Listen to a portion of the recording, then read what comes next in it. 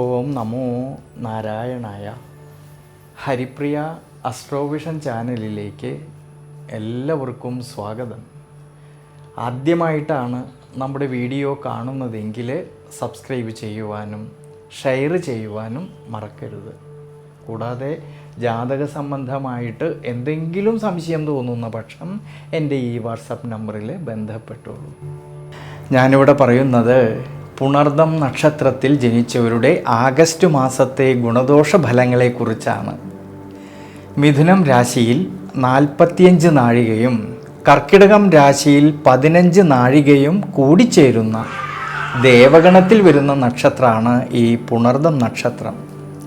അതിൽ മിഥുനം രാശിയിൽ ജനിച്ച പുണർദം നക്ഷത്രക്കാരിലാണെങ്കിൽ ഈ ആഗസ്റ്റ് മാസത്തിൽ ജന്മരാശ്യാധിപനും 4ാം ഭാവനാഥനും സുഖാധിപനുമായിരിക്കുന്നതായ ബുധൻ്റെ അനുകൂല സ്ഥിതി മൂലം ആരോഗ്യസ്ഥിതി പൊതുവെ തൃപ്തികരമായിട്ട് കാണുന്ന സമയമാണ്.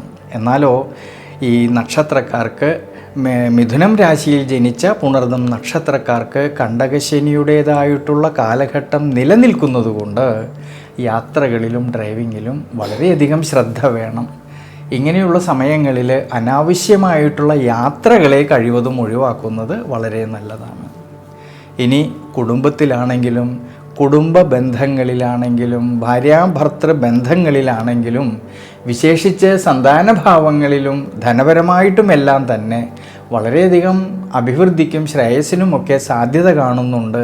സുഖാനുഭവങ്ങൾക്ക് സാധ്യത കാണുന്ന സമയമാണ് ഈ ആഗസ്റ്റ് മാസത്തിൽ. ഇനി കർമ്മപരമായിട്ടാണെങ്കിലും തൊഴിൽപരമായിട്ടാണെങ്കിലും അഭിവൃദ്ധിക്കും ശ്രേയസ്സിനും സാധ്യത കാണുന്നുണ്ട്.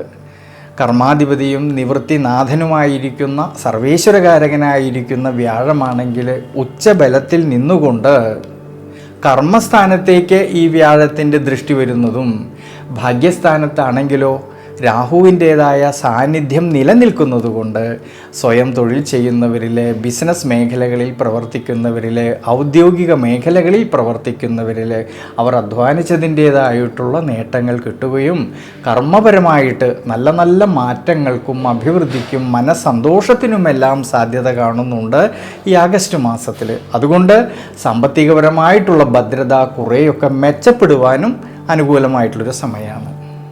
ഇനി വിദ്യാർത്ഥികളെക്കുറിച്ച് ചിന്തിക്കുമ്പോഴാണെങ്കിൽ വിദ്യാമാതുലകാരകനായിരിക്കുന്ന ബുധൻ്റെ അനുകൂല സ്ഥിതിയും സർവേശ്വരകാരകനും ജ്ഞാനകാരകനുമായിരിക്കുന്ന ദേവഗുരുവായിട്ടുള്ള വ്യാഴത്തിൻ്റേതായ സ്വാധീന ശക്തി മൂലം വിദ്യാർത്ഥികളിൽ പഠന സംബന്ധമായിട്ട് അഭിവൃദ്ധിക്കും ശ്രേയസ്സിനും സാധ്യത കാണുന്നുണ്ട്.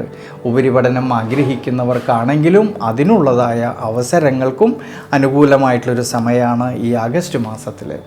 എന്നാൽ ശ്രദ്ധിക്കേണ്ടുന്നതായിട്ടുള്ളൊരു കാര്യം 5ാം ഭാവനാഥനായിരിക്കുന്ന ശുക്രന് നീചരാശിസ്ഥിതി വരുന്നതുകൊണ്ട് പഠന സംബന്ധമായിട്ട് പുതിയ പുതിയ തീരുമാനങ്ങൾ എടുത്ത് പ്രവർത്തിക്കുമ്പോൾ കുറച്ചൊക്കെ ശ്രദ്ധിക്കുന്നത് വളരെ നല്ലതാണ്. അതുകൊണ്ട് മിഥുനം രാശിയിൽ ജനിച്ച പുണർദം നക്ഷത്രക്കാർ ഈ ഒരു സമയത്ത് നവഗ്രഹ ക്ഷേത്രത്തിൽ ശനീശ്വര പ്രീതികരമായിട്ട് നീരാഞ്ജനം വഴിപാട് ചെയ്യുന്നതും ഹനുമാന് അവൽ നിവേദ്യം ചെയ്യുന്നതും ശിവക്ഷേത്രത്തിലാണെങ്കിൽ ഭഗവാനെ രുദ്രധാര ചെയ്യുന്നതും പിന്നിൽ വിളക്ക് വെച്ച് പ്രാർത്ഥിക്കുന്നതും വളരെ ഉത്തമമായിട്ടാണ് കാണുന്നത്.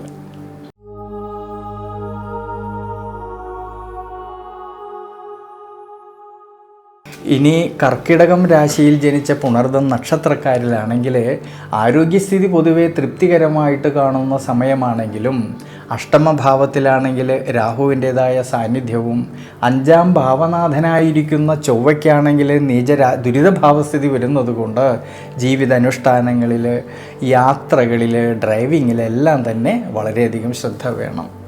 എന്നാൽ തൊഴിൽപരമായിട്ട് നോക്കുമ്പോഴാണെങ്കിൽ ധാരാളമായിട്ടുള്ള ഗുണാനുഭവങ്ങൾക്ക് സാധ്യത കാണുന്നുണ്ട് ഈ ആഗസ്റ്റ് മാസത്തിൽ.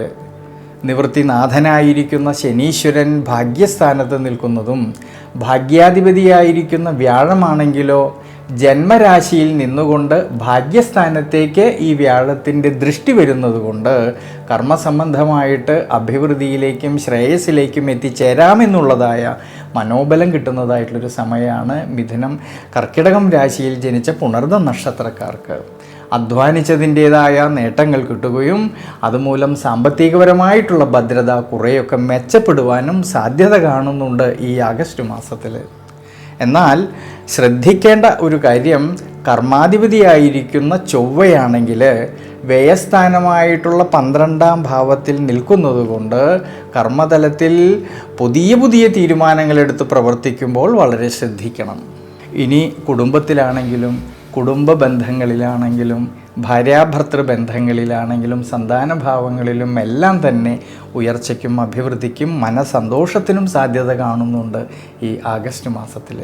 വിദ്യാർത്ഥികൾക്കാണെങ്കിൽ പഠന സംബന്ധമായിട്ട് അഭിവൃദ്ധിയിലേക്കും ഉയർച്ചയിലേക്കും എത്തിച്ചേരാമെന്നുള്ളതായ മനോബലം കിട്ടുന്നതായിട്ടൊരു സമയമാണ്.